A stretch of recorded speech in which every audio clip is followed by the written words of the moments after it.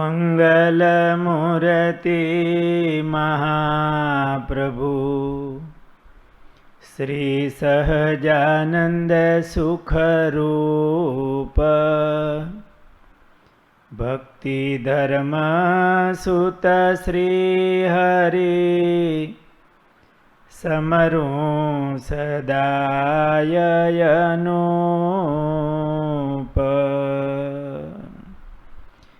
બોલો સ્વામિનારાયણ ભગવાનની જય. વાલા ભક્તજનો, જય સ્વામિનારાયણ.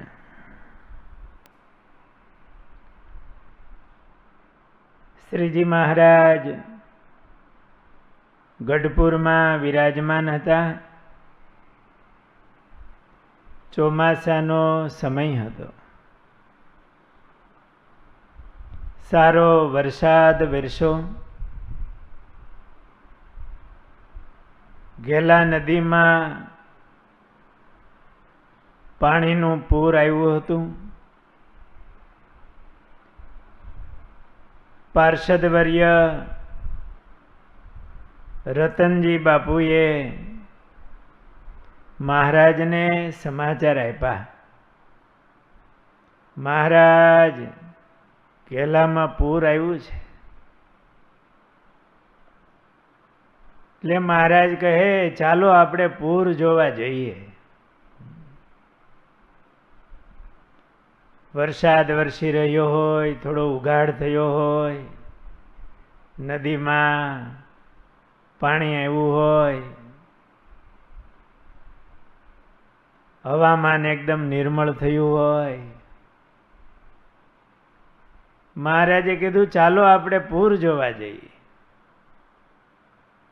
મહારાજની સાથે રતનજી, ભગુજી વગેરે 5-7 પાર્ષદોને લઈ અને મહારાજ એ ગઢપુરની બજારમાં થઈ જીવા ખાચરના દરબાર પાસે થઈને ગઢ પાસે ઢોળા ઉપર ટેકરા ઉપર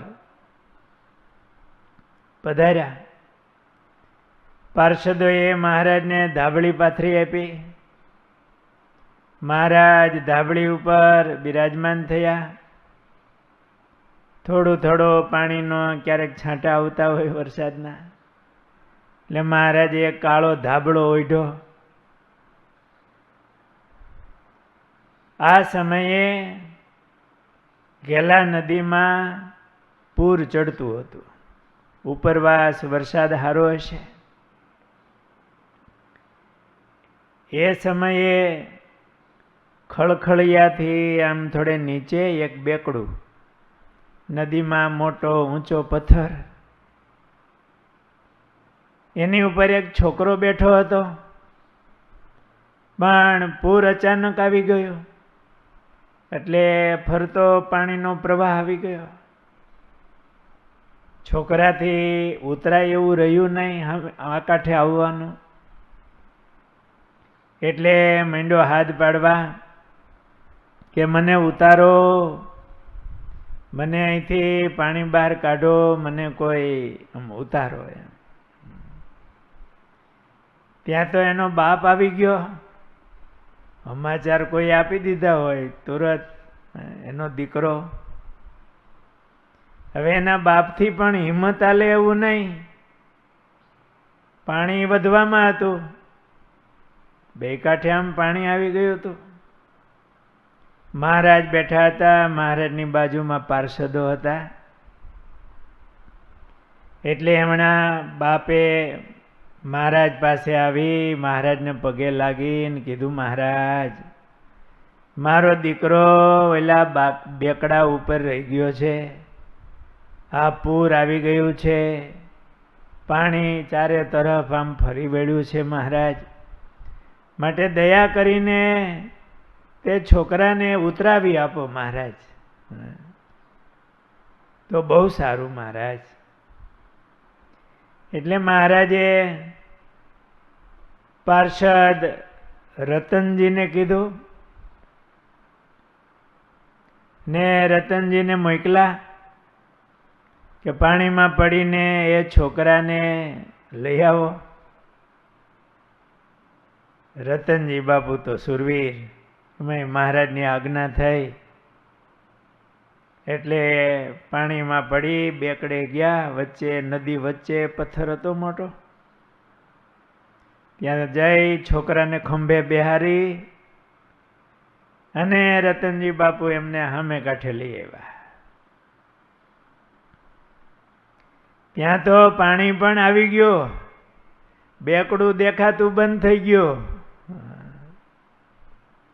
ઓલા છોકરાને મહારાજ પાસે લાવ્યા. રતનજી બાપુ એનું સારું કરે ને, મહારાજની પાસે લાવ્યા અને છોકરો મહારાજને પગે લાગ્યો. અને એ છોકરાનો બાપ એમણે પણ મહારાજને પગે લાગી અને કીધું, મહારાજ તમે અમારું જીવતર ઉજાડ્યું છે મહારાજ, મારા દીકરાને એમ કેમ લાવી આપ્યો? હું કાયમનો ઋણી બની ગયો છું આપનો.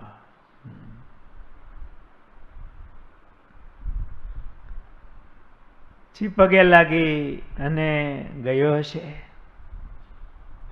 આ બાજુ કેલા નદીમાં બહુ પાણી આવ્યું, બે કાંઠે માંડી આમ નદી જવા. મહારાજ બેઠા હતા. આવું પૂર આવ્યું હોય ને એ જોવાનો આનંદ આવે, તણાવવાનો આનંદ ન આવે. કાંઠે બેહીને જોવાની મજા, તણાતો હોય એને તો દુઃખ હોય.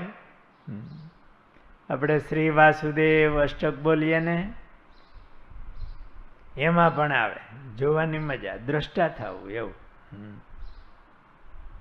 બાહ્યાંતરિન્દ્રિય ગણ શ્વસનાદિદૈવમ મૃત્યુદ્ભવ સ્થિતિલયાનપી જાયમાનાન સ્થિત્વા તત સમહસા પૃથગીક્ષમાણમ ત્વાં ભક્તિધર્મતનયં શરણં પ્રપદ્યે. આ ઇન્દ્રિયો અંતઃકરણ એનાથી અલગ થઈ સ્થિત્વા તત સમહસા પૃથગીક્ષમાણમ, એના દ્રષ્ટા થઈને એની સામે જોવું, એની સામું પૂર. આ ઇન્દ્રિયો અંતઃકરણ એના સંકલ્પો એની ક્રિયાઓ એને આમ દ્રષ્ટા થઈ અને જોવું. મહારાજ એવા છે કે બધું જોનારા. ભગવાન તો આખી દુનિયાને જોનારા છે, બધા એના દ્રષ્ટા છે. પણ મહારાજે શીખવાડ્યું કે આ ઇન્દ્રિયો અંતઃકરણ એના સંકલ્પો એને આત્મારૂપ થઈ અને જોવું. એ જોઈએ, દ્રષ્ટા થઈએ તો સુખ આવે, અલગ પડાય. તણાવવામાં મજા નહીં. આખી દુનિયા તો તણાય છે, એમાં મન કેમ કરવાનું, ઇન્દ્રિયો કેમ કરવાનું, એના સંકલ્પમાં ભળી જવાનું. પણ એનું દ્રષ્ટા થવું. અને આપણો આત્મા, આપણા એ સાધનો છે, આપણે જોઈ શકીએ. આપણાથી થોડું અજાણ્યું હોય પણ જોઈએ તો મહારાજ પોતાના જીવન દ્વારા શીખવાડે છે.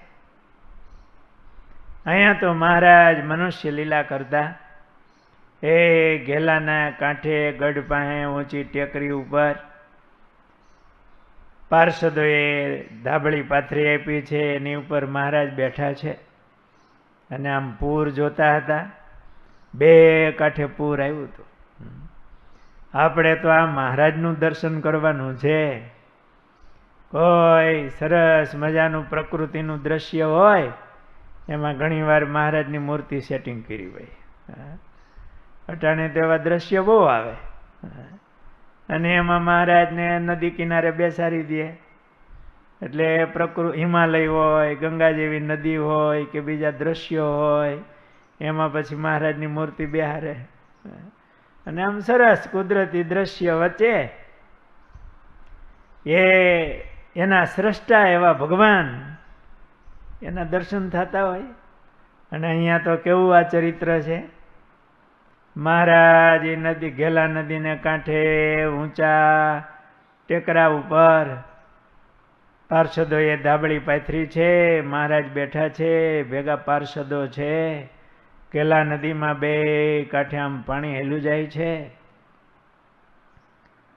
એ વખતે મહારાજે દાદા ખાચર, ભગુજી, રતનજી વગેરે આગળ વાત કરી કે આ પૂરમાં હવે હાથી ઊંટ આવે ને તો એ તણાઈ જાય. એમ કહેવાય ઘોડાપુર આવ્યું એમ કહેવાય, ઘોડો તણાઈ જાય. મહારાજ કે સાબરમતી જેવી નદી હોય એમાં તો બધા મોટા હાથી ને ઘોડા ને બધું તણાઈ જાય. એમાં ઘેલામાં એવું પાણી આવેલું. મહારાજ કે અત્યારે કોઈ આ નદીમાં હાથી ઘોડા ઊંટ આવે તો એ બધાય તણાઈ જાય, પણ સવારે હાવ ઉતરી જશે પૂર. કારણ કે નદીનું આમ મથાળું બહુ દૂર ન હોય ને, તો વરસાદ આવ્યો હોય તો 2-5 કલાકે પાણી પાછું ઉતરી જાય, વરસાદ બંધ રહી જાય. એટલે મહારાજ કે સવારે હાવ પાણી ઉતરી જશે ત્યારે નાના છોકરા પણ સામે કાંઠે ચાલ્યા જાય એવું થઈ જાય. તેમ આ જીવના હૃદયમાં દોષોના પૂર આવે. આપણે કહીએ ને કામાતુર ને ક્રોધાતુર ને લોભાતુર ને, એકદમ કામનો આવેગ આવ્યો હોય ત્યારે એનું પૂર આવ્યું હોય. ક્રોધ ખરેખરો વ્યાપી ગયો હોય ત્યારે ક્રોધાતુર થઈ ગયો હોય. એમ સ્નેહાતુર અને માનાતુર. આ રીતે કામ, ક્રોધ, લોભ, સ્નેહ, માન વગેરેના જીવના અંતઃકરણમાં પૂર આવે છે. એકદમ વેગથી પૂર આવે છે.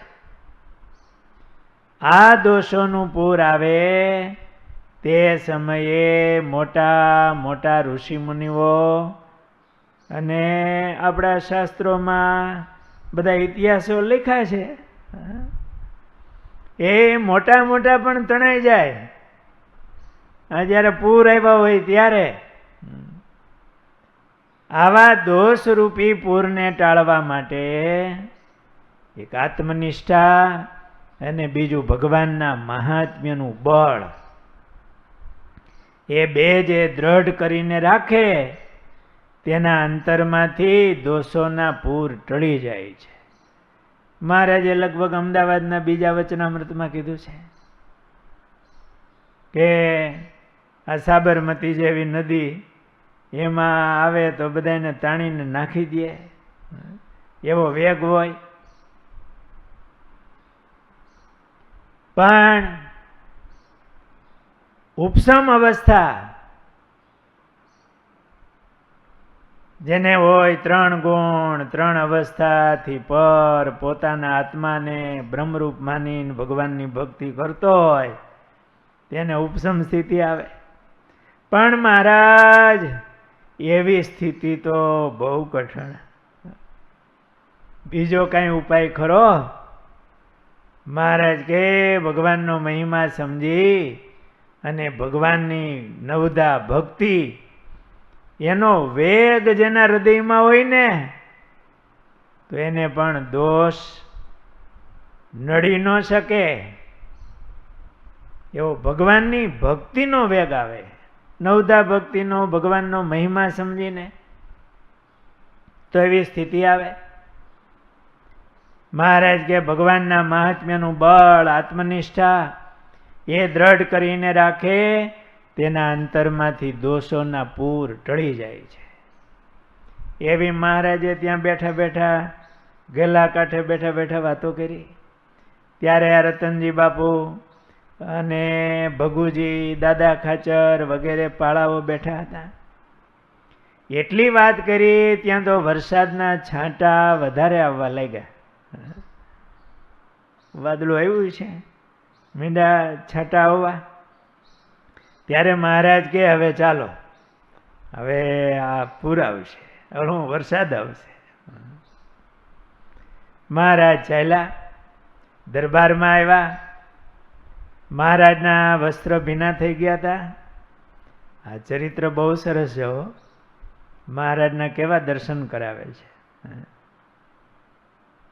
આપણે માનસી પૂજાના વચનામૃતમાં આવે ને, ચોમાસાનો સમય હોય ત્યારે એવું ધારવું કે મહારાજ પલળીને આવ્યા છે, પછી કોરા વસ્ત્ર આપ્યા અને પછી ભગવાનને જમાડવા.